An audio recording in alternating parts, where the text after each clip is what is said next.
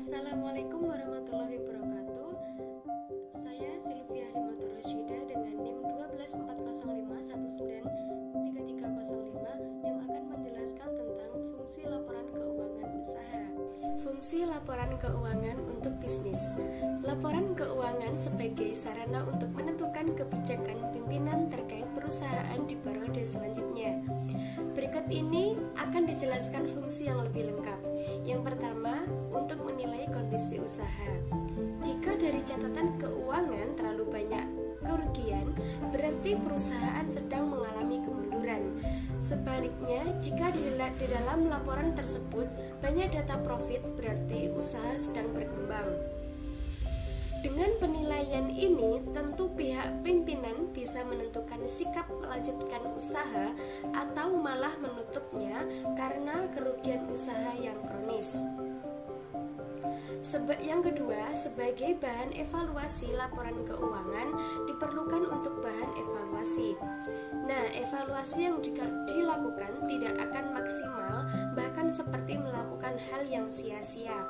Seluruh laporan ini adalah parameter evaluasi untuk menjelaskan permasalahan dan solusinya. Jika terjadi kemunduran perusahaan, maka bisa ditentukan apa penyebab kemunduran tersebut dan bagaimana jalan keluarnya. Jika evaluasi ini berjalan maksimal, tentu kebijakan selanjutnya akan lebih mudah.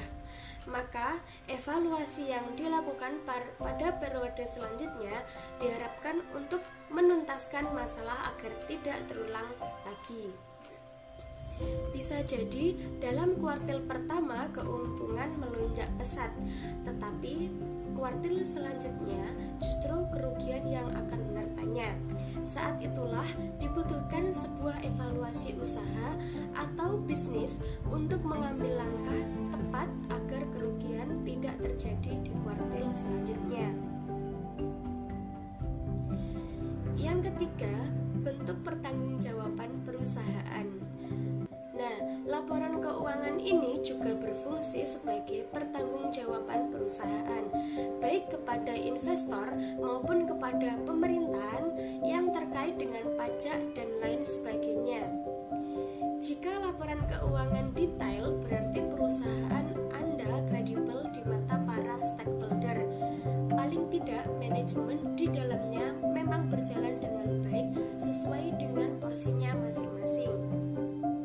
Sebaliknya, perusahaan dengan laporan keuangan yang berantakan bisa dikatakan sebagai badan usaha yang tidak kredibel dan berpotensi mengalami masalah ke depannya. Bagi pegawai keuangan yang mencatat sebagai setiap rincian transaksi perusahaan, laporan tersebut dapat menjadi bukti kredibilitas dan tanggung jawabnya pada pihak manajerial maupun dewan direksi. Begitu pula untuk bagian eksternal setiap para pemegang saham yang menanamkan modal pada perusahaan. Laporan keuangan dapat dijadikan bukti bila modal mereka digunakan dengan tepat untuk kemajuan perusahaannya. Tingkat keuntungan yang didapat pun dapat tergambarkan dari laporan keuangan tersebut.